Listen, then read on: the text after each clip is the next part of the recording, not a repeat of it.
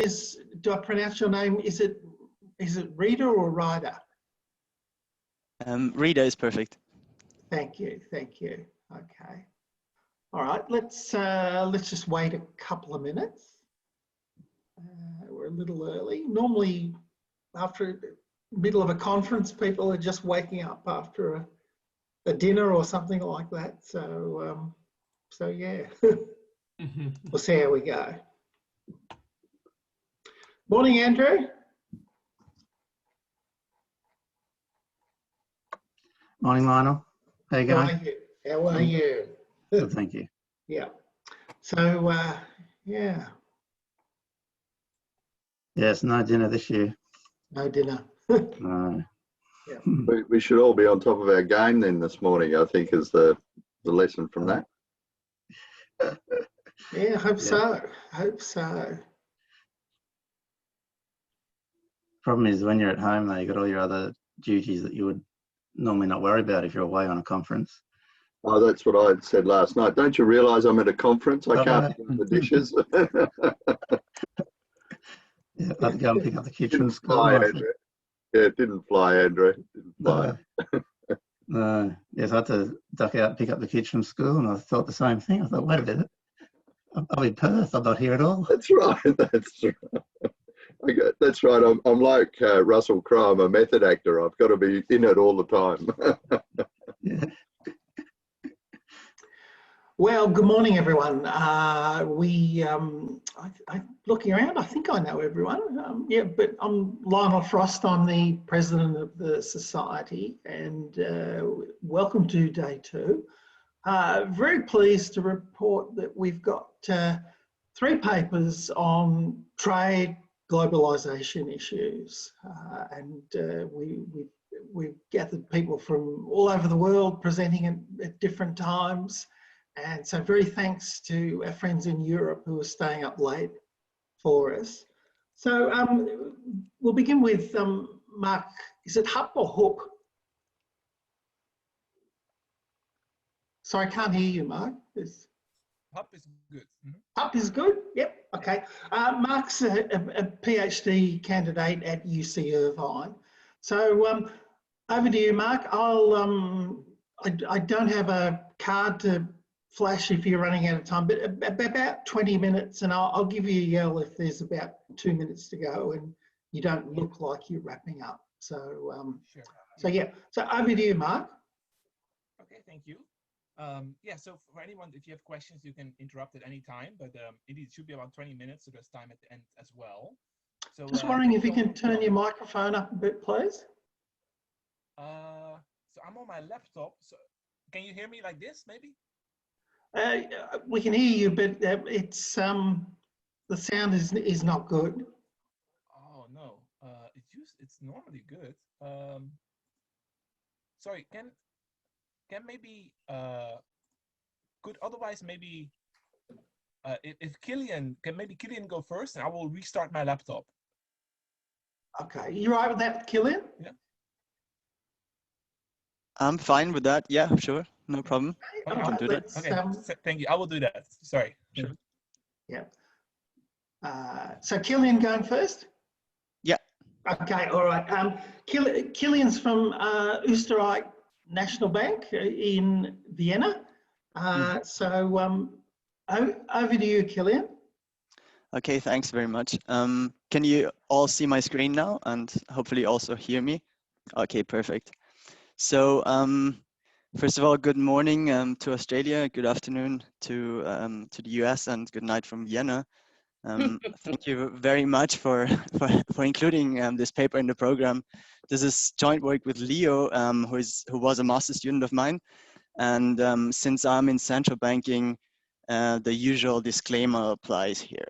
So let me get straight into it. So in this paper, what we do is we study basically the economic impact of the protectionist tariffs implemented by the British colony of Victoria in today's Australia between 1866 and 1901. And to the best of my knowledge, at least the effects of tariff protection in Victoria constitute one of the most or one of the longest standing debates in modern Australian economic history. But what is important is that it was also a deeply politically and ideologically charged discussion at the time, as it pitted free trade and protectionist camps in the Australian colonies against each other.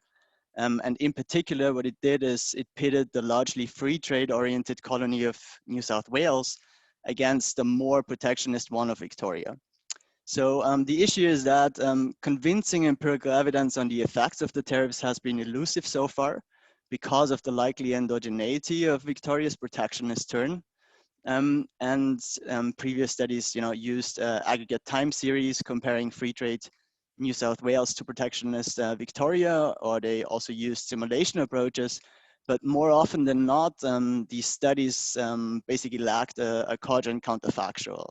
And this is where our paper essentially comes in. We provide fresh evidence based on a new approach, combining research methods, research design methods, and disaggregated town level data from the colonies of Victoria and New South Wales.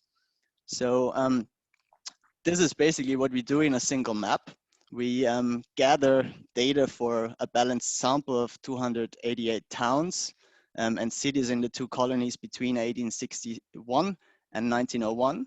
And then we exploit these data for towns located in free trade oriented New South Wales to construct a counterfactual for the effects of protectionism on Victorian cities. So our findings, what we think our findings and our contributions are to the literature, well, this can be summarized as follows. First of all, I think we contribute to Australian economic history by drawing on a difference in difference-based identification strategy with time and town fixed effects.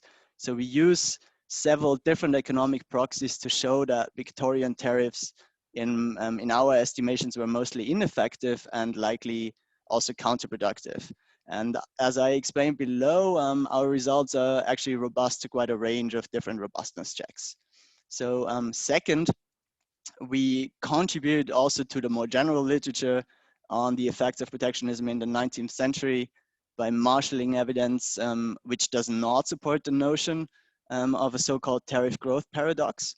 So we align well with the more recent literature regarding this notion, if you will.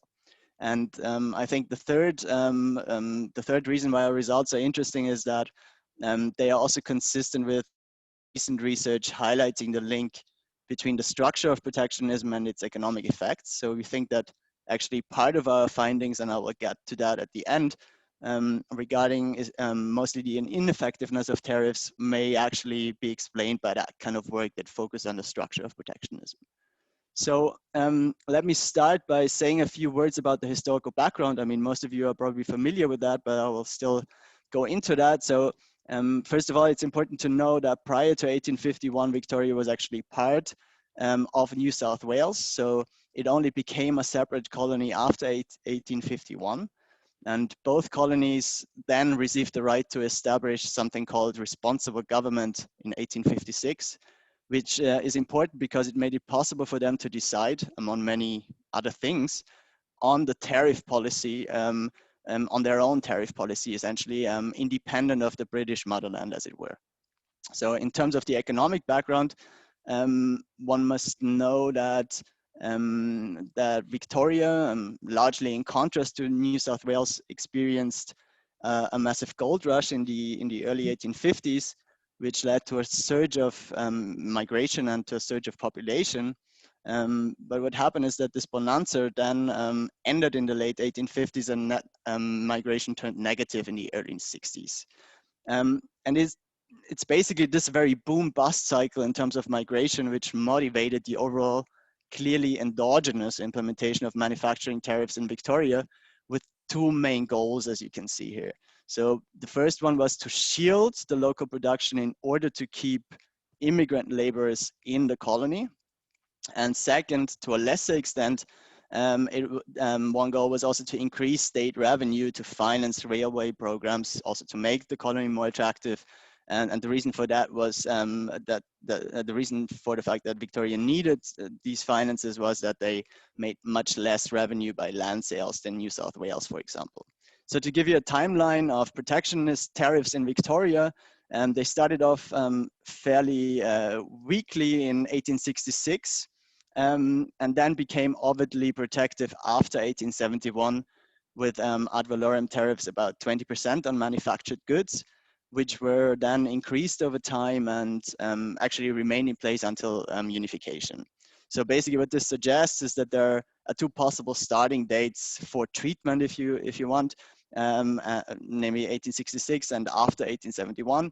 And we basically explore both possibilities in our regressions, as you will see. So regarding the data, what we do is we collect town level data from the censuses of 1861, 71, 81, 91, and 01 for so town level data for overall population, for the share of women, for housing, and also the occupational structure. To be sure, the data on the occupational structure in the towns, we only have it in 1861, but it's still useful because we can exploit it to separate in our robustness checks mining towns from non-mining towns later on. What we also do is we encode for each and every town in our sample when exactly it got connected to the railway network in the two colonies by using data from Lynch. Here you see a map on the right-hand side, which is one of the sources that we use, and also a book by the Australian Railway Historical Society, which also has that data. So the two sources are largely complementary. So although we do actually not have the perhaps optimal data that you would like to have on, for example, manufacturing employment of firms at the town level, we think there's a clear economic rationality behind our variables, given that retaining immigrants was really a declared goal of the tariff policy.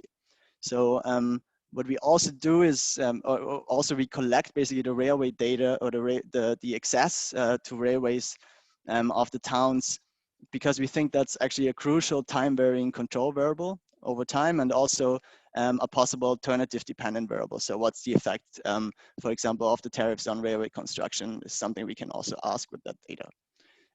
Here's the baseline specifications that we draw on a very standard difference in differences setup, where treated towns are those located in Victoria after 1866 or 1871, depending on which one we use.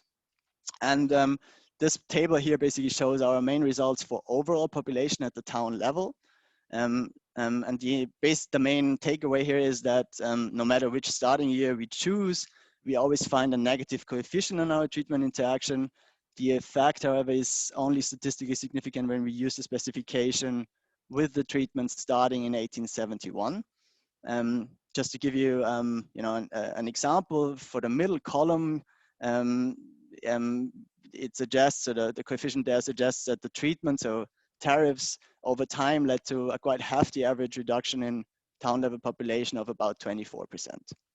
In the third column, what you can see is that basically a sort of first plausibility check that we do of our results. Here we actually replace the treatment interaction with a continuous variable reflecting the average tariff rate in the two colonies in the decades for each observation year preceding the observation year, basically. And we also find, again, this very strong negative association between a higher tariff rate and town level population. In this case, a 1% increase leads about in the tariff rate in either colonies would lead to, is associated with roughly a 7% decline in the town level population over this time frame that we are looking at. So what is also interesting perhaps is, as one might expect, access to railways in a city is very strongly positively associated with population growth in the sample. This is basically the results in graphical form, and we show it also because it provides fairly solid evidence for the crucial, parallel trends assumption that we need for our setup. And we have it here between 61 and 71. This is basically the graphical illustration for the findings with the 71 treatment start. We have also the same graph for 1866 in the appendix to this presentation. Here are a couple of additional robustness checks that we do with regard to our main results. So first of all, we basically we exclude observations after 1891, so that's basically the census from 1901, because there might be the worry that Victoria had a stronger depression than New South Wales and therefore had a tougher problem, and basically in the second robustness check, we exclude, as I said, mining towns from our sample. So we run our regressions only with towns that did not have basically miners, or miners in 1861. So it's basically a second robustness check. We also weigh our regressions with total initial population, and we do a sort of placebo type test where the tariffs are only active in 1880. All these tests basically confirm our main results of a likely negative impact of the tariffs on population growth in the colony of Victoria. So what we also do is, as I said, we run a couple of regressions with alternative dependent variables, and this is the one that I've decided to show you today, is the one with railway access. So here basically railway access is our dependent variable. So it's one if a country is connected to the railway network and zero otherwise. And we do our difference in difference specification with that dependent variable now. And the results you can see on the left-hand side, so you basically find no effect, no statistical effect of the manufacturing tariffs in Victoria on railway construction, if you will.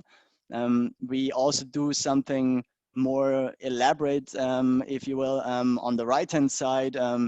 We basically exploit the fact that we have all the information on the exact year for each town when it got connected to the railway network in its colony, and so we do some sort of survival regressions, which the main result we display here on the right-hand side, which also again confirms the fact that the two treatment lines post 1866 and 1871 do not really show any effect in terms of the survival function, which in this case means when so failure or death in this case would actually mean a town being connected to the railway network, and the two treatment lines basically show no real difference afterwards in the trend of the two colonies. So this is also already my last slide. So I have some time for discussion, hopefully, and also for the appendix, and show you more results if you want to. Regarding the channels and the discussion, so as I said, our results mainly suggest that VIC's or Victoria's tariffs were ineffective and likely counterproductive. And so the question is, what may explain actually our findings? And since we are still very much at the beginning with this paper, we are working on that part still, but we think that the literature about the importance of the structure of protectionism may be quite relevant here, because one of the main arguments is that protectionism, so in that kind of literature, one of the main arguments is that protectionist policies can be growth enhancing if they target sectors with clear economies of scale, which generate positive externalities. But the available evidence for Victoria, for the structure of protectionism in Victoria, suggests that the tariffs were actually not that well targeted. They focused on firms and products apparently which had mostly old technologies. So for example, steam intensive industries did not receive protection. There's a quite nice paper by Wilson and Shanahan who suggests also that there was some political capture going on, and this kind of narrative is very much consistent with the ineffectiveness of the tariffs, although we want to do some more work on that basically. So the caveats and roadmap, and I'm gonna conclude on that. So first of all, what I want to say is that due to the lack of data on other outcomes, we may not capture other effects, beneficial long-run effects, etc. What we want to do in the future as well is investigate specific spatial spillovers between the towns. We can do that with a spatial econometric setting if we get there. Third, if it's possible, and if we find some more, we would be super interested in extending our analysis and collect more additional disaggregated outcome variables at the town level, and we are currently exploring that possibility for further use. And that's all from my side. I'm very much looking forward to your questions, and as I said, I have prepared an appendix as well in case. Thanks, Kilian. Martin Shanahan, who you just said nice things about, has a question in the chat box. Martin, you might want to ask it directly. Okay, sure. I wasn't quite sure how to fit it in. I'm just wondering, thank you for the presentation, and it's a very interesting paper and some interesting techniques there. I'm just wondering whether your approach or what your results are revealing that the tariff structures were not keeping people in the countryside, but does that really matter to the Victorians if they're retaining people in Melbourne? So my question is really, where does Melbourne fit into your approach? And is what you're detecting a shift of people out of country towns and back into Melbourne? And if the businesses are getting bigger in Melbourne, that may be, the tariff may be doing its job of growing businesses larger businesses in the city. Shall I reply to all the questions individually or take a couple? No, reply to this one, please. Okay. So thanks very much for the question. I think it's a really good one. So obviously what we do here is we have an average effect, right? So it's representative of the whole sample, but it might not on average, but it might not reflect the experience of specific cities. So I think the point you raise is valid. It's something we have to explore further. We have a couple of, we could easily disentangle the big cities from the smaller ones and see whether we find an effect. I mean, what we do is we weigh the cities by their initial population, so that would definitely give more weight to bigger cities like Melbourne, for example, right from the start. And when we do that, we actually find that the results are stronger, even hold. In any case, they hold, and most of the time they're actually stronger. So this might go a little bit in that direction, but I think it's a good lead that we can dig into more. Thanks very much. Thank you. Okay, we've got quite a big audience. So if you've got a question, if you just give me a yell in the chat box. Simon Ville has a question. Yeah.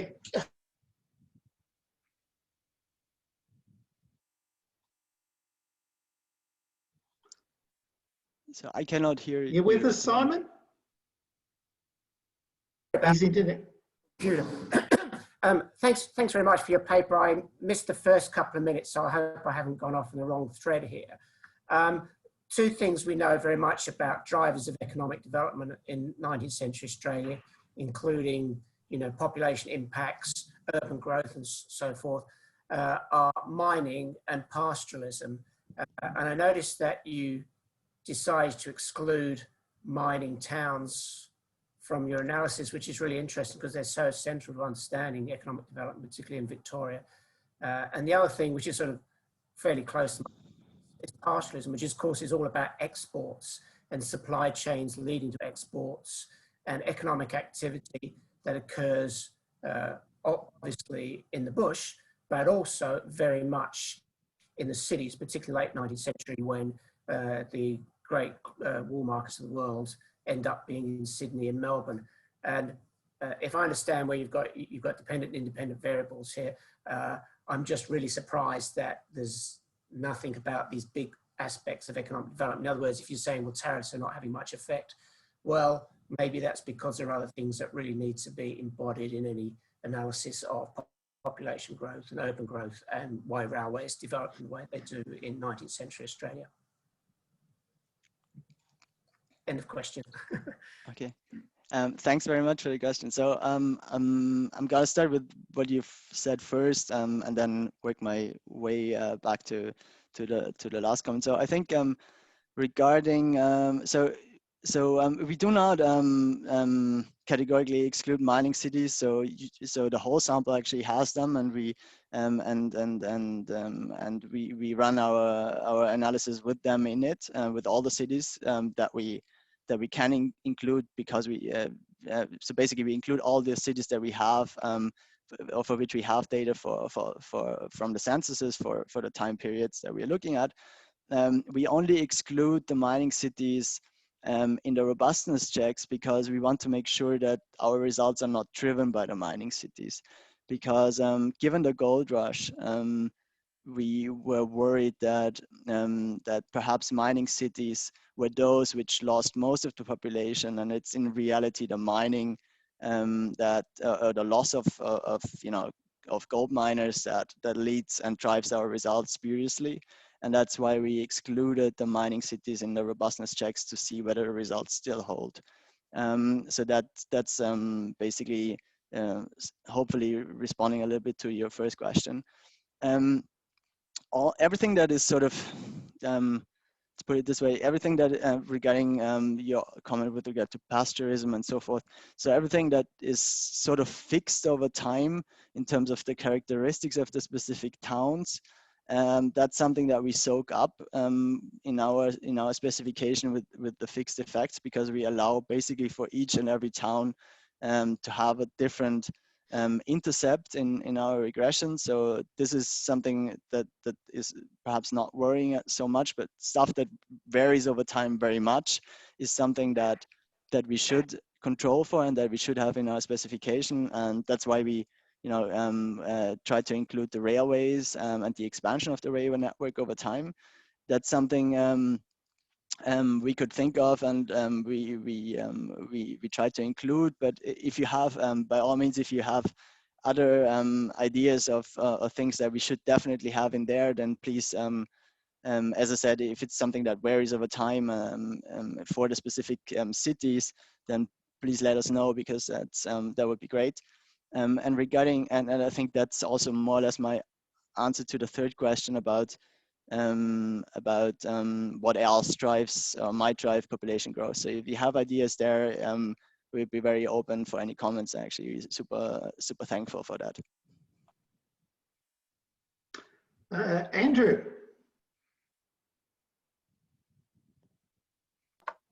Thanks, Lionel. I was just going to follow on from Simon's comment.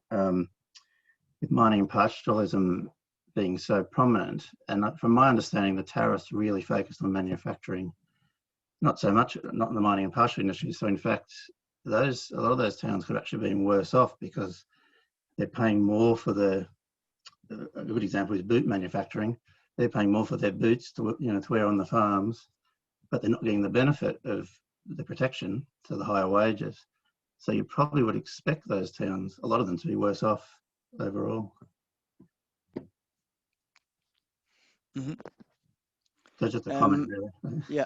So so as I said, so we have them in there in the main sample and in the main specification of our regressions. They're in there and they're included. We do not exclude them. We only exclude them because we had the reverse worry, because they are worse off right from the start, because of the end of the gold rush. People might emigrate from these towns and cities. That's why we basically excluded them. To make sure that the results hold, despite the fact that we only have towns that are not focused on mining in the sample. But it's well spotted. Of course, the manufacturing tariffs are focusing on other products like manufactured, clothes, boots, all these things. Yeah, definitely, sure. Thanks very much. Thank you. Great paper there. Thank you. We've got time for one more, if anyone would like to. Okay, first call, second call, third call. I have another question. Yes, Martin. I just, again, it's early days in the paper, but average tariff rates worries me as a number, because it's compiling so many different things into one number. And it's really nominal rates on top of it. Have you thought about or started thinking about how you might pull those numbers apart or make them more focused? Because some of the tariffs are going to be purely money raising, and some of them are going to be more protectionist, and some of them are going to be effective. And you've got everything in there from felt for hats to locomotive tariffs. So just wondering if you've thought about maybe pulling apart some of your tariff figures. That's a great question. Thanks for that.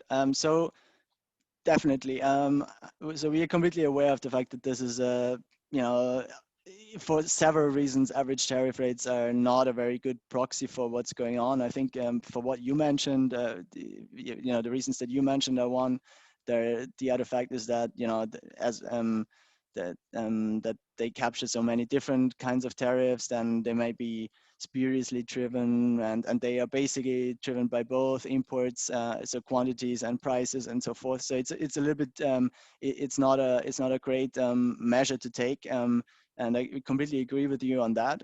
So the reason why we run the regression with them as well is basically to plausibilize the results that we have when we use only the treatment interaction dummy.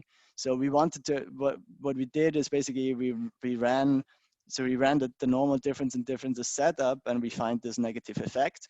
And then we wanted to make sure that when we use a very simple alternative treatment variable, in this case a continuous average tariff rate, that we have from other papers, from the literature basically, if we sort of find something that is in the same ballpark.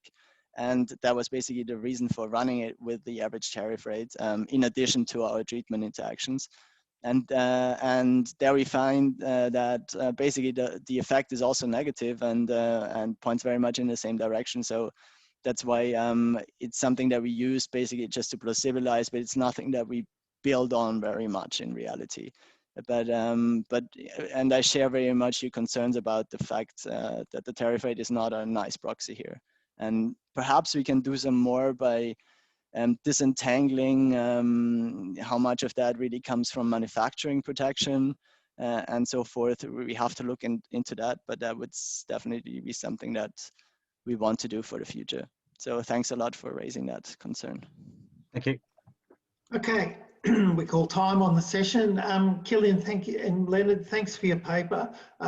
You've got the email contacts of several of the authors you cite in your paper, so I'm sure they'd be happy to hear from you. So thank you very much for staying up so late. Okay, Mark, we'll hear your paper now, please. Does it work better now? Yeah, that's better. Okay, cool. Thank you, Kilian, for taking over. I should share again. Okay. Okay, so thank you all for coming. So I'm Mark Up. I'm a graduate student at UC Irvine, and I'll be talking about my paper on labor coercion and trade, evidence from colonial Indonesia. So the general question I have in mind here is what determines fiscal modernization and labor coercion? And with fiscal modernization, I mean this transition towards relatively information-intensive forms of monetary taxation. And then specifically, what's the effect of trade on Corvée labor? And Corvée labor is taxation in kind in the form of labor. It's often used for public works, and it's a prime example of taxation with low information requirements for the state. So even in comparison to, for example, a poll tax, the state doesn't even need to know what's the earning capacity of individuals or of villages as a whole. Now, to give you a very brief preview of the results, I built as far as I know, the first data set on the usage of Corvée and exports, and then do the first estimation of the effect of trade on Corvée usage. And I find that export booms, especially in labor-intensive goods, reduce this form of public labor coercion. And the main mechanism is that laborers buy off their Corvée duty as its opportunity cost increases. So you might ask, well, why study fiscal modernization? So fiscal capacity is basically the ability of the state to gather the resources it needs, or it thinks it needs, is seen as a key aspect of long-run development. And then fiscal modernization is an important facet of building such fiscal capacity. And in-kind taxation in the form of unpaid coerced labor, which is basically what Corvée labor is, was historically widespread, and it's actually still in use today as well. So we can think about these major projects like the Great Pyramid of Giza and the Great Wall of China that were partially built with Corvée labor, but it also remained in use deep into the 20th century in China and European colonies throughout Africa and Asia. And according to the ILO, it still involves about 3 million people today, then often under this banner of informal taxation. Now, secondly, you might ask, well, why study coercion? So this is a quote from the classicist Finley, who stated that in the context of universal history, free labor or wage labor is the peculiar institution. So you can think about all these different forms that coercion has taken throughout history, like slavery and serfdom, indentured labor, penal contracts, conscription, prison labor, and corvée. And it's still, labor coercion as a whole is still present today. So the ILO reports for all of these forms together, it's about 25 million people that are subject to some form of coercion in any day of the year.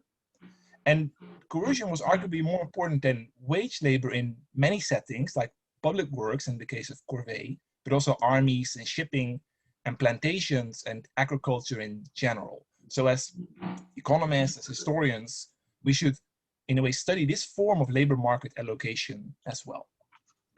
Now, why then study this using history? So history allows us to take this long time frame that can capture many shocks. And I focus on these trade shocks, especially the post-World War I trade boom and the Great Depression trade bust. But also much of coercion today is hidden. The data is not very good, but I study a legal form of coercion for which the state had an active interest to try and get good data on. Now, most societies, they shifted from corvée to monetary taxation, but that lack of large-scale corvée labor registers have kept us from understanding this key transition process. And I overcome this limitation by assembling a rich new panel of data for colonial Indonesia. And I think, well, understanding this process is important to better understand the long-run evolutions of coercion and fiscal capacity and economic development. Now, I study Indonesia for several reasons, one being the unique data availability. So there's province-level data on the usage of corvée for at least 70 years, from 1870 to 1940. So this data on usage is, to the best of my knowledge, unique to Indonesia. And there's also province product level data on exports for at least 40 years, from 1900 to 1940. And that's the period I focus on today. Now, corvée labor involved hundreds of thousands of people that worked millions of days without getting paid. And there was a lot of variation in usage and also in exports across these provinces and also across these 40 years. Now, lastly, there were these mechanisms that linked trade, labor productivity, and coercion. And the important one is that workers could pay off their corvée duties if they chose to do so. So if there might be, the idea is here that if there's an export boom or a price boom, let's say, in the good that they can produce, then the opportunity cost of being subjected to corvée increases, and they are more willing to buy themselves out of corvée. And it's a way, in this sense, corvée can flexibly adjust to this waxing and waning of economic opportunities through this buyout option. Now, Indonesia was also quite involved in global trade, so it was affected by these world market price shocks. Now, it's related to several strands of literature, for example, on coercion, which is often studied in private and semi-private forms. Public labor coercion is a bit less studied. Public finance, with this fiscal modernization especially, is large literature on trade and development, and then in particular, this literature on the impact of trade shocks on labor. So you can think about, for example, the China shock literature as a bit more of a modern flavor of this literature. Now, in the paper, I build a very simple model that I won't go into detail here now, but the idea is that the state taxes in multiple different ways. So it can tax in labor, like corvée, but it can also tax output. So it can tax, for example, the goods that people produce or tax them a certain amount of money. Now, if the state uses corvée, it reduces the labor supply for private production, and therefore it also reduces those other forms of tax revenues. So even though corvée is free for the state, there's still an opportunity cost for the state involved as well. And that opportunity cost induces the state to limit its usage of corvée. Now, if labor has a high marginal revenue product, the state then prefers not to use Corvée and instead tax labor's output. And this higher MRP can come from, for example, higher labor productivity, but also especially higher prices of the goods that these people produce in private activity. And I think those prices are the main factor that's driving the story here, because we are seeing very quick, basically drops and rises in Corvée usage, while we think labor productivity is probably a bit more slower moving of a variable. So these trade booms and busts, they affect prices. So the basic hypothesis is that, well, if there's a price boom, or if there's a trade boom, this MRP goes up because people, for example, they are involved in collecting rubber or in producing coffee, etc. And this tends to reduce the usage of Corvée. It's both in the interest of the laborer, who will tend to buy himself out, but also the state of achieving, in a way, this change. So this type of coerced labor for state purposes has a long history in Indonesia. So there were these pre-colonial systems in which villagers had to provide duties to the local elites, and the colonial state expanded and institutionalized these systems. And these duties were mainly used for constructing, maintaining, and guarding infrastructural works like roads and bridges and dams. And these local officials, they kept detailed records that they sent up the bureaucratic chain of command. And I use these records to collect this data on Corvée usage. And I use other records to collect data on the trade.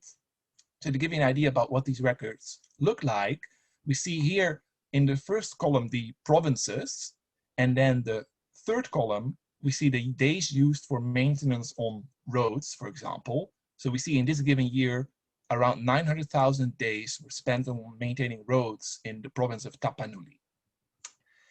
And so the second main source I use are these annual trade overviews, which is also at the province level. We see, for example, for Bali and Lombok, that they export coffee, and we see the amount and we see the value of these exports. Now, this is what Indonesia looks like, and I focus on the outer islands. So that's all these provinces in the outer islands, so basically all of them except for the provinces on Java. And I do so for two main reasons. One being that Corvée for the central government was phased out on Java by 1917-18. And also all these outer island provinces, they have access to the ocean, so they have their own harbors where export duties were collected, and therefore those data on exports were collected there. So they give a quite accurate view about what was actually produced in those provinces in terms of those export products. Now, if we plot these two variables together, we get the following picture. So in blue, we see Corvée usage that peaks around 1915 on the left-hand side, around 25 million days per year. And then we see it drop quite quickly during the First World War. And as the First World War ends, we see this boom in exports as well for the outer islands. And that continues a bit longer in the later part of the 1920s. We see Corvée dropping a bit more. And then with the Great Depression, Corvée shoots back up to around 90 million days per year as the exports collapse. So this gives us an idea that there might be a negative relationship between these two variables. And this relationship is clear for some individual provinces. For example, West Sumatra, where Corvée usage is hovering around 6 million, and then it drops to 0 during the 1920s, and then it shoots back up to around 3.5 million in the 1930s. Now, underlying these changes in export value, an important factor are these price changes. So, for example, if we look at petroleum, it peaks around 1919, pepper peaks around 1927, and rubber peaks around also 1919 and has another peak around 1925. So these different products, they are rising and falling to different extents at different points in time. And as provinces produce different baskets, they are affected differentially by these changes. So these are all the outer islands together, the export composition. And we see, for example, in red here, the rubber becomes very important during that 1925 price boom. Now we also see oil here in purple is an important export throughout this period. And that brings us to another important factor here, and that's the capital or labor intensity of these export products. And oil products stand out in this respect. They were very capital intensive. They involved very few people in production. So when there's a boom in these oil products, we would not expect the marginal revenue product of many laborers to be affected, because not many laborers are involved in the production. So what I will do later is separate out these oil products from the other products, and we would expect there to be a negative relationship with non-oil products and Corvée, and basically a zero relationship between oil and Corvée. Now, this is, for example, the export basket composition for West Sumatra. We see coffee in green is important, and in Palembang, it's really oil that's important. So the idea is that these provinces differ in their specialization. Now, I use these days of usage per capita as my main dependent variable, and I split that up into 3 different parts. So this is just an accounting identity. So it's the number of people liable to Corvée per capita, and the maximum days that each liable person could legally be made to work for the state without getting paid per year. And then basically the share of maximum days that actually gets used. So the idea is that these first 2 variables, components, are policy levers that the state can change basically by regulating, by proclaiming. And the third one is a variable that very much is decided upon by these individual laborers deciding to buy themselves out or not from Corvée. So I take logs of all these components, and they become my left-hand side variable, my dependent variable in the regressions. So the basic specifications are as follows. Those 4 variables on the left-hand side regressed on the log of exports per capita, along with year fixed effects and province fixed effects. Now, there are some issues, of course, one of them being endogeneity and also reverse causality, where these exports depend on quantities and prices, and arguably the prices are exogenous from the perspective of these individual laborers that make the decision to ransom, to buy themselves out or not. But the laborers might influence the quantities. And on the other hand, if Corvée usage is very intensive, that might reduce the output of export goods. So to try and mitigate these issues, I construct this measure of potential exports. So I use lagged quantities and current prices. So that goes over these n different product types like coffee, pepper, and rubber, etc. And because I have this product level data, I can exclude the oil as well. So that becomes my main independent variable, these potential exports of no oil.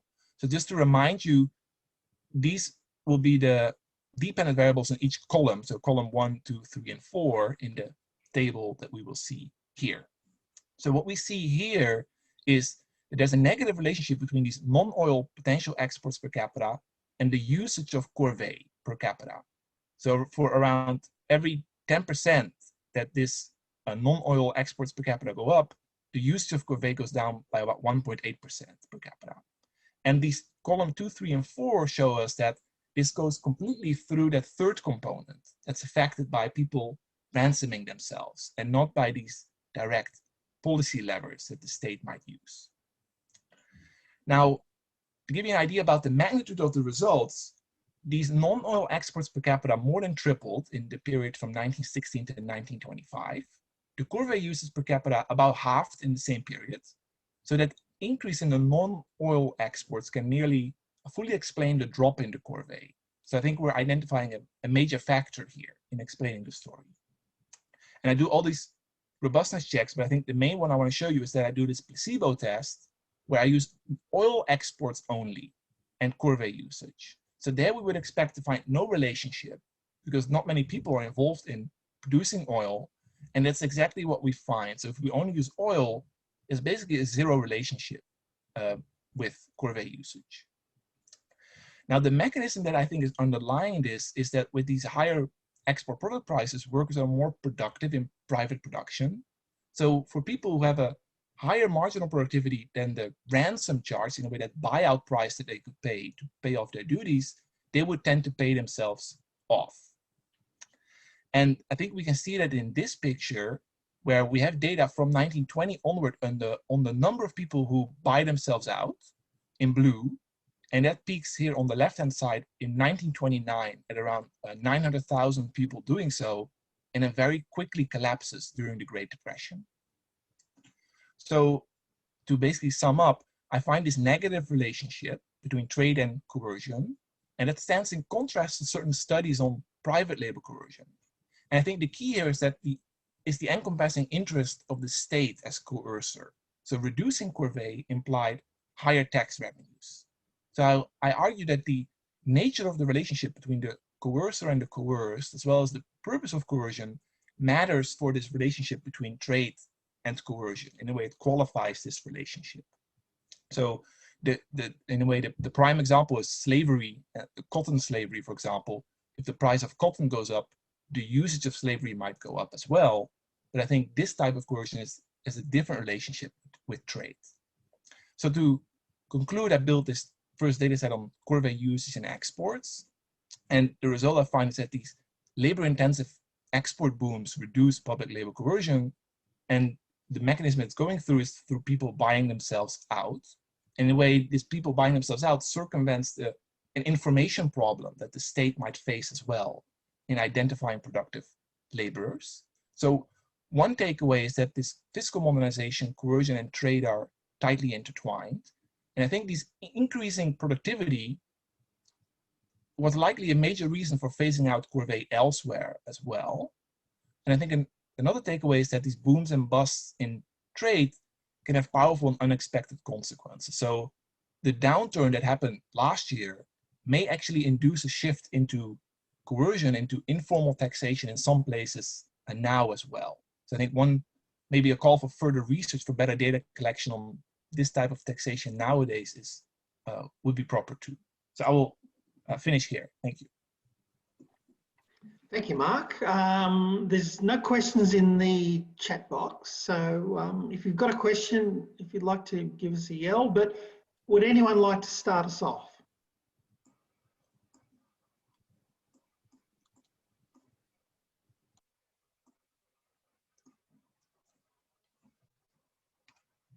I can start us off, Lionel.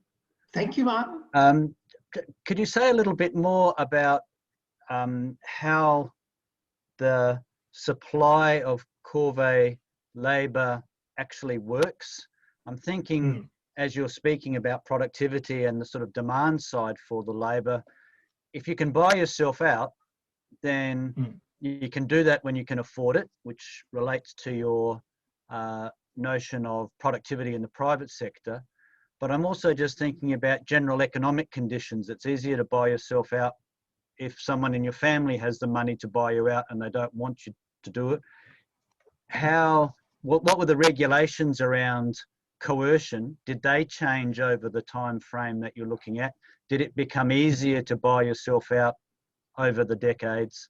Could you just say a little bit more about that side of the labour market there? Yeah, thank you. So in a way, it did become more regulated to buy yourself out. That's for sure the case. That's also why from 1920, I'm able to get that data on buyouts, on ransomers. So that's this picture here. So it's happening before 1920 as well, but to a much smaller extent, likely. And I think that's basically, I think that blue line, it was probably starting from quite close to zero, only 2 years earlier. So it is becoming, in a way, more regulated and more easier, I think, to buy themselves out. And the way the supply worked, it was only, in general, it only applied to adult indigenous males. And often it was also tied to land ownership, although in these outer islands, it could also be based just on the person. So if you were an adult indigenous male, you were subject to this corvée, and you could be made to come out a certain number of days per year. And they started at 52 days per year, but that did gradually decline over time. But that decline was, in a way, it cannot. Let me show again the data.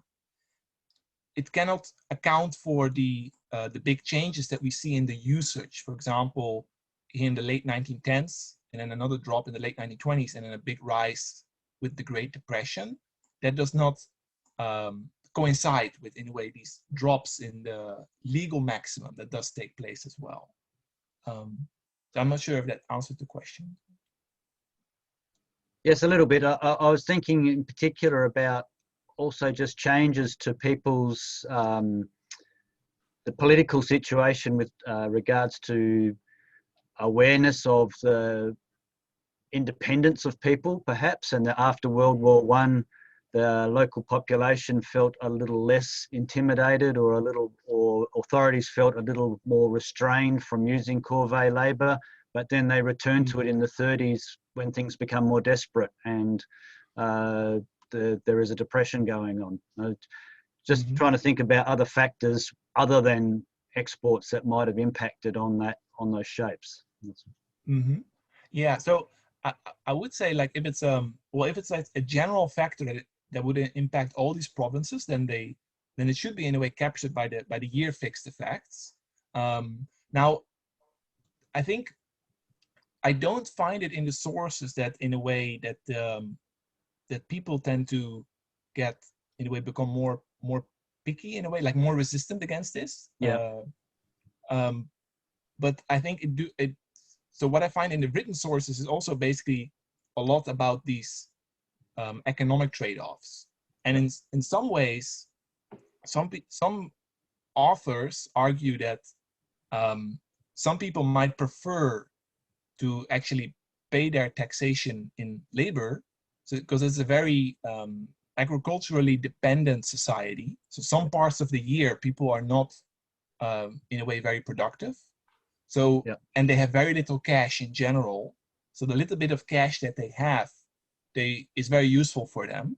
So they don't want to give that up as taxation. So they would prefer to work instead, basically, without pay. And I think that's also another I think it's a thing we see with the ransoming. There were all throughout this period. Oh, actually, I don't show the non-ransomers, but throughout this period, even in 1929, there's still hundreds of thousands of people that choose not to ransom themselves. So, of course, they are very, in a way, limited with the amount of cash that they have. But given that limited amount of cash they have, they might prefer to pay their taxation in labor. Yeah. Yep. Thank you. Thank you. So, any other questions?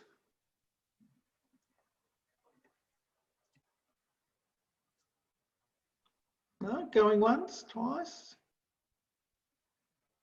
Okay. All right. We'll call it close. Thank you very much for your paper, Mark. Hope that's been useful, and thanks for staying up so late. Yeah, thank you. Thank you. Thank you. Okay, now we've got Chris Meissner from UC Davis. So over to you, Chris. Okay, let's see. I can share the screen. Everyone can see the screen and hear me? Okay, sounds good.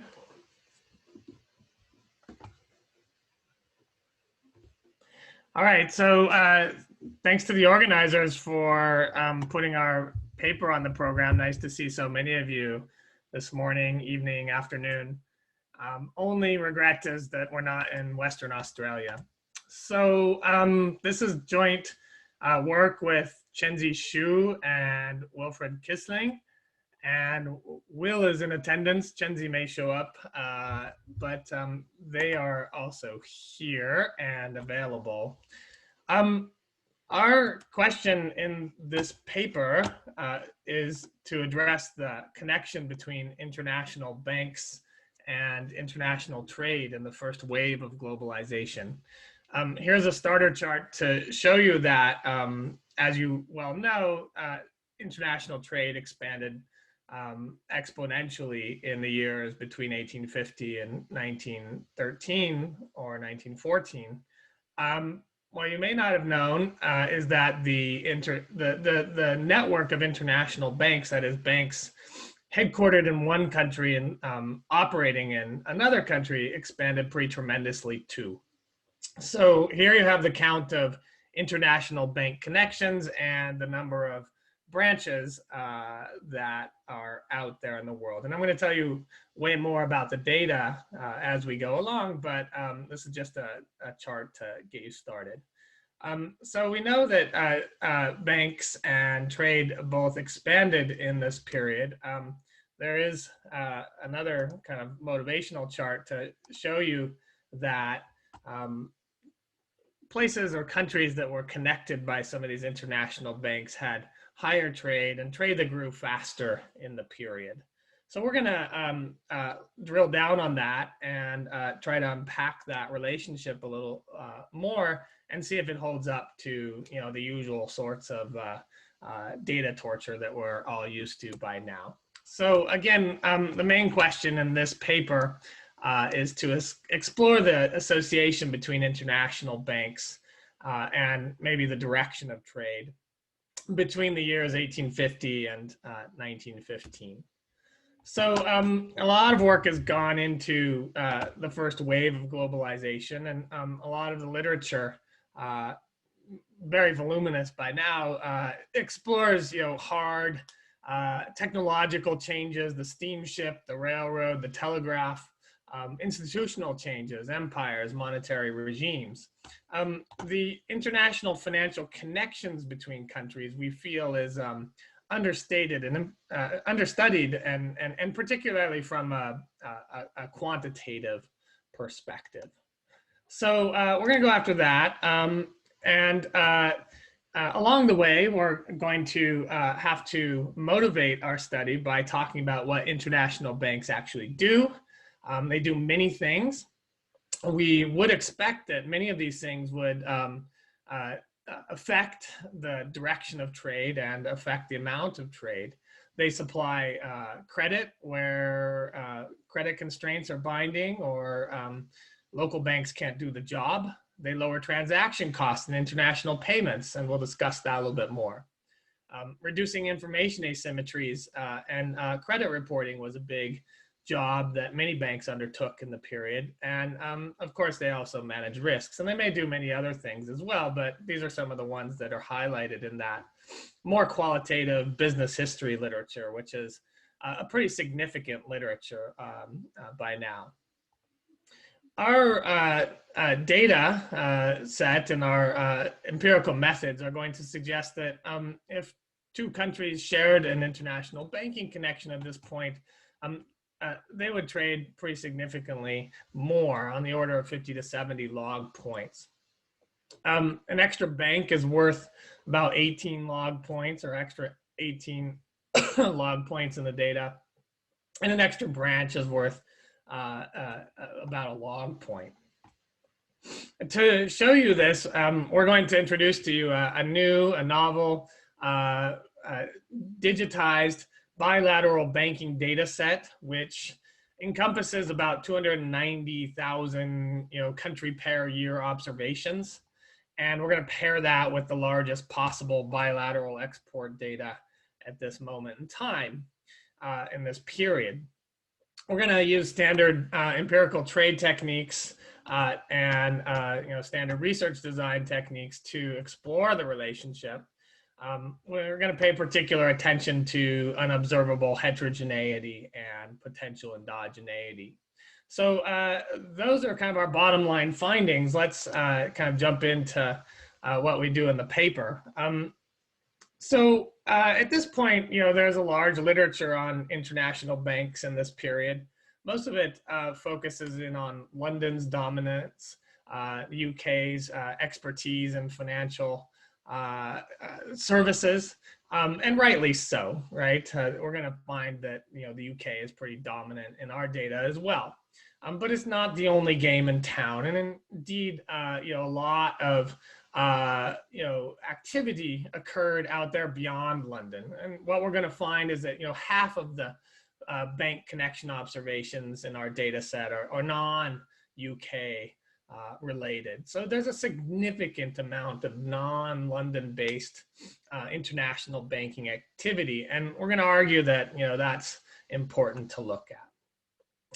Going back to the top of this slide, there is some modern literature. I think the closest paper in the literature is a paper by Sten Claessens and co-authors, which showed that in the past few decades that foreign banks, dominant foreign banks, are associated with higher trade. And we're going to kind of look at it in the same way. We have some differences in our findings from theirs, but it's very closely related paper, but in a different period, obviously.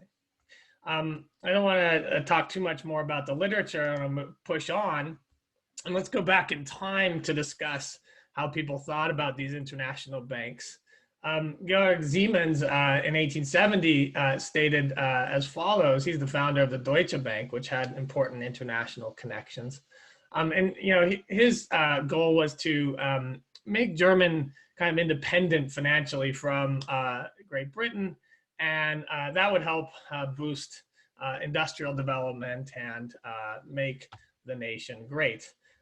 Other countries were on the scene as well and observed that leading economic nations had significant financial activity, and the United States was another kind of follower in this regard, but with an eye on improving international bank connections, and especially competing with Great Britain and Germany. So many other nations are actively engaged in promoting and thinking about strengthening international banking connections at the time as a way of fostering international commerce. So that's definitely in the air at the time. Now, most of you would have thought that London was the only game in town, and international banks were, redundant at best. And the standard story for the time follows this chart, which is kind of like going through one of those hedgerow mazes at the children's fun park. It is a little confusing, but basically, two entities trying to trade would often rely on getting credit from a bank in London. And to that end, the usual means of doing business was a bill of exchange or a banker's acceptance. And, that got us a long way to, promoting international trade in the period. Almost everyone could transact through London without much effort. And local banks had connections to London. London banks, even those not operating internationally, were all too willing to do business with foreigners. That worked through a correspondent network often, which is separate from the network we're thinking about. But this is kind of the older story, and focuses in on London's job and creating liquidity and credit. But we're gonna go to the data and show you that international bank presence actually matters as well.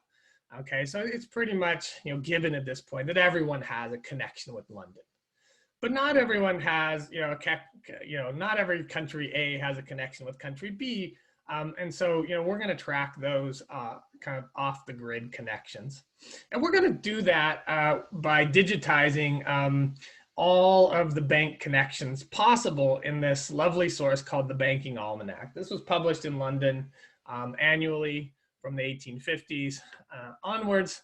And you can see the flavor of the data here in the extract. Here we have the chartered Mercantile Bank of India, London, and China. So the chartered is operating in Bombay at the time. That's located, of course, in India. And, there's some fragments of other information here, but this is the main part of the data we're going to collect. So we have city level annual data and the name of bank. So we're going to use those, and we're going to have to identify the nationality of each bank, and that's a work in progress, but we've made a lot of progress so far. Then, as we've seen, we're going to pair that with the trade data. Okay, so we're going to employ these historical data, which we think are pretty comprehensive and exhaustive. Also exhausting for the research assistants and for ourselves in terms of cleaning these up. But to all intents and purposes, they they seem to be collecting a large majority of international banks that we've kind of verified in the business history and qualitative literature, and not just the London banks. It's not just the London banks. So, and by the way, this data have, you know, domestic banks as well. You know, a lot of our banking data is domestic banks, and there it's a little less exhaustive, but nevertheless interesting. Okay, for the international scene, we're going to be looking at connections, maybe a UK bank, so identified operating in India. We can go the other way around, an Indian bank operating in the UK. The Agra Bank prior to 1857 would have been classified as an Indian bank, and would have been operating in other places besides India. So that's kind of flavor of the data we have. When we put it all together, we have about 3,300 unique banks. 56 of 132 countries in our trade data sample send at least one bank to another country. So that's pretty big. So it's not just UK versus the world. 66% of country or banks are from, you know, the usual suspects, but that leaves, you know, a good 34% from other places that you might not have thought of. We have tons of data at the city level, but for now, we're not going to use much of that in terms of anything interesting geographically. But this data set will kind of be one of those gifts that keeps on giving for much of our lifetimes, I think. It's pretty rich. So let's tell you a little bit more about the data. Where did banks come from and where did they go? The leaders, UK, France, Hong Kong, surprisingly, at this point, Germany, US, Canada are the top. In terms of the share of bank presence at any given year, but you know, branches are a different story. So there's kind of an extensive and an intensive margin. I don't have time to get into that, but it's there. The number of banks, clearly the UK dominates. They're on a different scale, an order of magnitude larger than internationally operating Australian banks, in quotes. We're gonna use, you know, maybe anachronistic geographical terms for some of these years, but you know, that's another issue, and I think you can empathize with us on that. After that, France and Germany are kind of leading competitors to Britain, and the US has a surprisingly large number for a country that has a rather backwards banking system. Now, clearly in 1870, the UK is one of the dominant senders of international banks, accounting for, you know, 8 of the top 10 banks here. Hong Kong being notably important in this regard already in 1870, but by 1910, a lot of other countries have joined in, as you can see from this table. And, you know, there's a lot of ties at the bottom end here on the top 10. There's more than I've been able to list. These sending countries went kind of all over the world, and you know, Britain clearly dominates in the geographical spread. Here's a tabular form of that chart, and you know, chi-squared test, where the null hypothesis is that the regional distribution of banks is independent of the sending country is flatly rejected. So, you know, it looks like certain countries concentrate in certain regions, kind of carving up territorial, you know, exclusive territorial representation in a way. We could do more on that, but that's what we have for now. In terms of recipients, in 1870, for example, Australia, India, China being the top in terms of foreign banks operating behind borders. Later on, France, US, India, then Germany, and so on. So you can see that size matters and trade matters, but other factors matter as well. I'm not going to explore the determinants of location. That's been done by Stefano Battilosi, amongst others, but we find it interesting.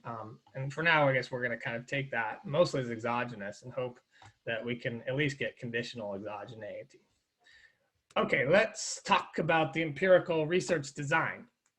Pretty standard here. There's some back and forth we have to do, some hoops to jump through with the trade data, and different things we can do. But the simplest way is to look at the log of total trade on the left-hand side between, you know, 2 countries, O and D. And to check whether if O has the origin country or exporter has a bank in the destination or vice versa, whether that is associated with higher trade after conditioning on country pair fixed effects and year-specific country fixed effects. So it's pretty standard empirical or structural gravity if you want, but this is kind of the simplest, cleanest specification we can have. And here in this specification, significant, highly statistically significant association between bank presence and trade. So that's kind of a static difference in difference design in a panel with staggered event times and so forth. Now we're going to open it up and look at kind of an event study, which allows for the impact to vary across time after a bank comes in, and even allows for pre-event or pre-bank impact. So, here what we see is that, there's the strong possibility that banks located in areas where trade was already significant, especially in the year or two before the bank is actually located in our data. And that comes out in the literature. That's pretty normal. So you might call that an anticipation effect. If we go further out to 4 or 5 years before, trade doesn't seem significantly higher on average than for other pairs without banks or that will never get banks. If you asked, how that effect differs by sending country, well, a lot of this is being driven by banks besides the big four, US, France, Germany, and the UK. There's a lot of heterogeneity in the impact here, especially once we cut things by time. So that's not very clean and it's a bit ugly, but that's what we have right now in terms of the event study. Working on other things. Let me share with you a few robustness tests. We break it down by directed trade, so from O to D or D to O, banks going from the exporter to the importer, or importers having a bank in the exporting country. There's not much action there. Both are highly significant, so column 1 and column 4 show point estimates that are strong, positive, and significant. The importer having a bank in the exporter is smaller in magnitude than the exporter having a bank in the importing country. But that's kind of a footnote, as it were. Country branches and number of country banks matter as promised in the introduction. So the marginal bank is worth about 18 log points when we go exporter to importer. This is probably too small to see, and I'm running out of time. So let me show you some other robustness tests to convince you that things, the exogeneity is not a huge issue. We have a bunch of fixed effects already here. We've done the event study. Here's a placebo test. And here we're just gonna allow for a neighbor of the UK, for instance, and just to give you an example, to have a bank in India. And we're gonna test, whether that drives trade up between India and the UK. And, if it's a direct bank connection, then that should not. On the other hand, if there's just something special about, geographic spatial shocks and trade, then it will show up. So we're gonna show you the results here. PowerPoint will allow me. We're gonna stick in, does a neighbor have a bank in the destination, and control for your own bank presence. And the neighbor's bank dummy is never statistically significant, whereas the bank presence for my own country remains significant. Another test we do at this point is basically the last one. Probably I'll be able to show you maybe one other one. Let's use the control group as near neighbors. So this is some sort of spatial matching. So we're just going to use near neighbors as a control group rather than all other banks out there, all other countries out there. So let's compare Belgium to the UK and use neighbor fixed effects or region fixed effects to just isolate the difference in trade between those two pairs, when one does or does not have a bank. and here it's still significant, still positive, and the point estimate isn't a whole lot smaller, maybe about 3/4 of the size of the baseline specification. So, you know, it's still highly significant in statistical terms. Winding down now, we've got some interaction effects, looking for differential effects by distance or destination GDP per capita. In the final column, column 8, we look for a differential impact or association by continent of destination. And it looks like the European, intra-European branch network doesn't do much, or bank network doesn't do much, whereas most of the impact is from the other continents. I don't have time to explain trade diversion too much, but it doesn't seem like, you know, if a British bank is out there that you know, that detracts from French and German exports too much. But this is a tricky thing to test, and we're still kind of working on it, but welcome to take questions on that.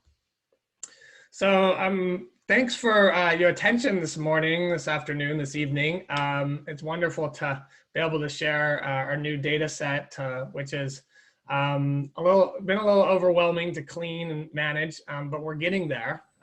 As it stands, I think we would say it's still pretty preliminary, but you know, bank presence it's very likely to be associated with international trade, and perhaps the surprise here is how strongly it is associated with international trade after controlling for a whole bunch of other things, as we say, a whole bunch of other kosher things. And, you know, re-emphasizing banks at the time and financial infrastructure are really you know, likely to promote trade, to supply credit, help manage commercial risk, and improve information for traders, and establish you know, better relationships that might promote trade.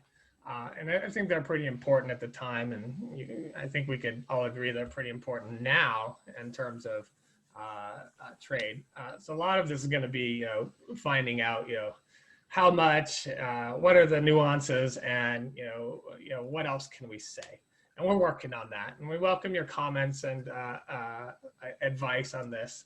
So thanks very much for your time, and very, very enjoyable, even if on Zoom. Thanks a lot.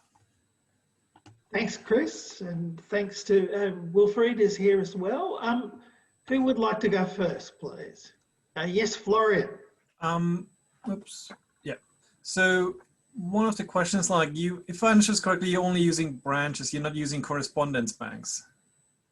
So obviously there is a whole other, if that's the case, it's like there's a whole other network of the bank these banks have that, like, is like you cooperate with a bank in the particular kind of like area. So in a sense, like, you have like this FDI versus export kind of like decision. And so in this case, it's like, what is, if you have essentially from a bank perspective, like an FDI perspective, while trade is more like the export perspective, which will be more linked to like kind of like correspondence banks. So how do you can kind of like leave that out? As like, what would that do to your analysis if you basically have to deal with correspondence banks as well? Yeah, that's a really good question, and we have to worry about them. So, I mean, I think it comes down to whether they're substitutes or complements, kind of like you're alluding to.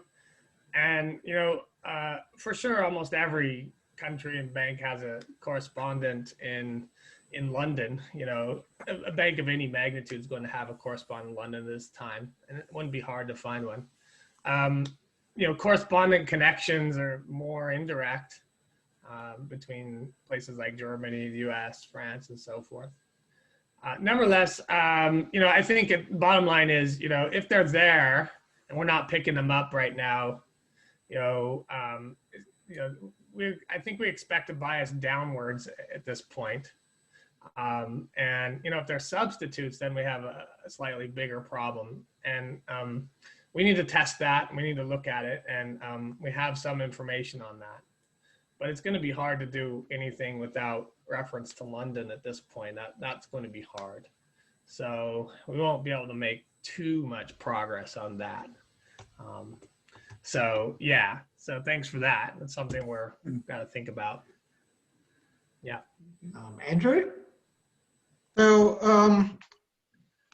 a feature of the Australian banking system, which I don't know if it generalizes, is that several of the banks were chartered in London, had a single office in London, but did almost all of their branches in the Antipodes.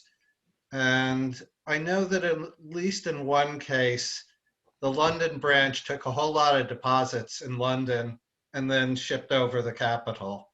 And it sort of suggests another sort of mechanism that these international banks facilitate capital flows. But also, I was just wondering, in your data, how does such a bank turn up? Is it an English bank that has a whole bunch of offices in the Antipodes, or an Australian bank with one office in London? Yeah, definitely. The Australian case is interesting, and there are parallel relationships in many parts of the British Empire. So it would be, I think, if the headquarters is in London, then we've classified it as a British bank.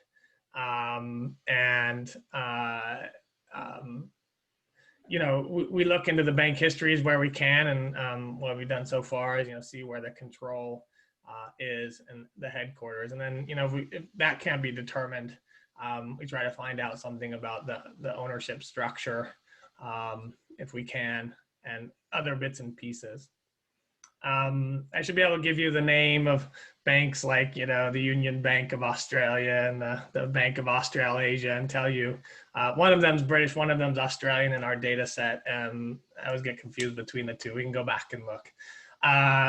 And then the capital flows for sure. Yeah, definitely supply, trade credit, but also just promoting and easing credit constraints, right? So promoting commerce in general. And there's something interesting there probably with, you know, substitutes for domestic financial development as well. But I don't think we're gonna have any answers for you here today. Those are interesting. So I do know along the lines of that last point that rural Australia lacks credit, and an awful lot of that credit is coming directly or indirectly from London. I think David Merritt might be able to say more than I can about these things. Yeah, I think an interesting question right on that is, you know, whether, you know, that connection is going to affect the direction of trade, or whether it's just going to promote, you know, overall economic growth that is distributed equally amongst the trade partners in proportion to their size and so forth. And we're looking at the former. The latter will just be sucked up in the country fixed effects and uninteresting to us because at this point, but you know, there is a story there for sure. Yeah, that's very interesting. So David, you look like you're about to compose a question, so. No, I just... Oh, sorry, I meant David Merritt, but David as well, David Gilchrist as well. David Merritt, do you want to go first? If I can be heard, I have terrible trouble. What am I doing here? Kind of. Can you hear me now? Yeah. No? Yeah, that's okay. Okay, thank you. Look, let me start off, Christopher, and your co-authors, as someone who has worked their way through Skinner's. It's a fantastic data source that you're getting, and I think is reshaping our idea of the extent of international banking in the second half of the 19th century up to 1914.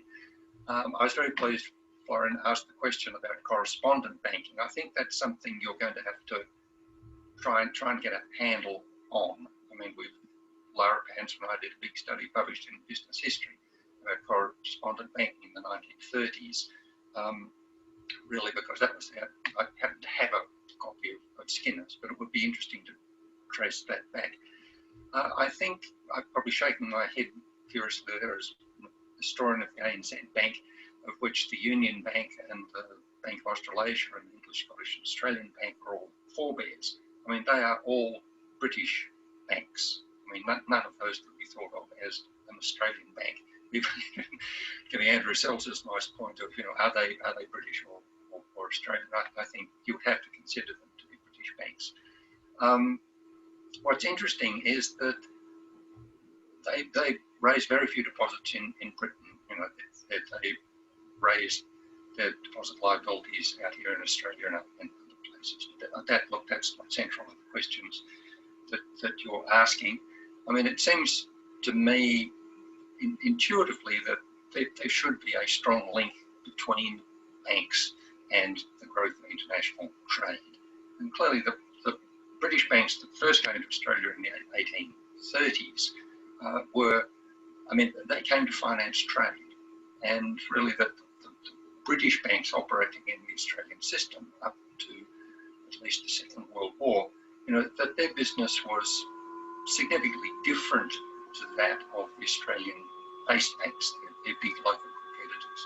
You know, they were always interested in financing trade, and the cream for them was the foreign exchange transactions, where they bit you twice. You know, if you're an American firm that would do the transaction would be from Australian pounds into pound sterling, and then they would do it again from sterling into pounds. That was very, very profitable. So they're always looking to fund the big importers, the big exporters. It's not only the loans, but also the foreign exchange transactions that went with them, all of which were settled through their head offices and branch in London. So it's great to see this. I think, you know, until recently, we had a very limited view of the number of multinational banks. Jeff Jones' work. Look, I know I'll retreat at this point. Thank you for the comments. We'll definitely be sure to look into correspondence. Yeah, it's interesting. I neglected to say during my talk, just to give you a take home, you know, there's 300 and some, maybe a bit more international banks active in our data set, you know, and at any one time that number is, you know, higher or lower, with a strong time trend. But we have some more coding to go. Some of the more minor banks and private banks, we need to figure out where they're from. But we're talking about on the order of 400 or 500 international banks at the time. It's not gigantic, but the network is really big. So really interesting. If I may add something for the correspondent, as it popped up again, Chris. As Chris said, the question if it's a substitute or not, and well, I know more about German banking history, but it has not been it can't be seen as a substitute. Let's put it like this. So the idea was, as we said, London is there. London is the main financial center at that area at that time. And what the Germans and the other ones wanted is to establish an own independent financial network. So to get independent from the British banks in London. So they established their foreign banks. And so what they needed a presence. They needed a branch out there, a branch that can evaluate the market and not only provide credit but also information, and that would be able to compete with the British counterparts. So because most likely your correspondent bank would be a British one. So the idea here is also there is some qualitative evidence that there is a difference between branching and correspondence banking, but it's definitely something we should try to quantitatively capture. But just as a first idea, we don't really believe that it's a substitute rather than an own business. If that helps and answer the question. Now, Kilian had a question, and then we'll have to finish. Kilian, do you just want to repeat your question, please? Sure. So first of all, thanks a lot for the paper, Chris et al. I've seen it once already, and I really liked it. And you put a lot of work in it. So I have basically two questions. The one is like whether you were also thinking to do something along the lines of Jance's GMP that shows that, you know, foreign banks can be really nice in promoting trade, but also exporting actually financial and economic crisis in some sense, and then affecting the local conditions there. I would be interested if you plan to extend it to, or, you know, write a paper in that direction. And then second, I wondered whether you know, how bilateral tariffs fit into the story. May they thrive? You know, if there's a lot of protection, do banks actually settle in these other countries then? And is it really the banks that, you know, the absence of, or is the tariff driving the absence of banks and therefore the absence of exports and stuff like that? So, and do you control for that? That would be interesting for me. Thanks. Yeah, thank you. I know we're running out of time, so in the interest of time, I'll just say we haven't done anything on crises yet. Thinking about using it for exogenous variation, but no progress yet on that. And there's lots of other things we can do. And on the tariffs, we need to worry about that. We don't control for it yet. One worries, like you said, if they substitute for each other or if they're correlated in some way, we may have a problem. We need to deal with that. Bilateral tariffs are going to be hard to find, but maybe trade treaties and a few other controls that could be correlated. But we will think about how to address that. That's for sure important. Thanks.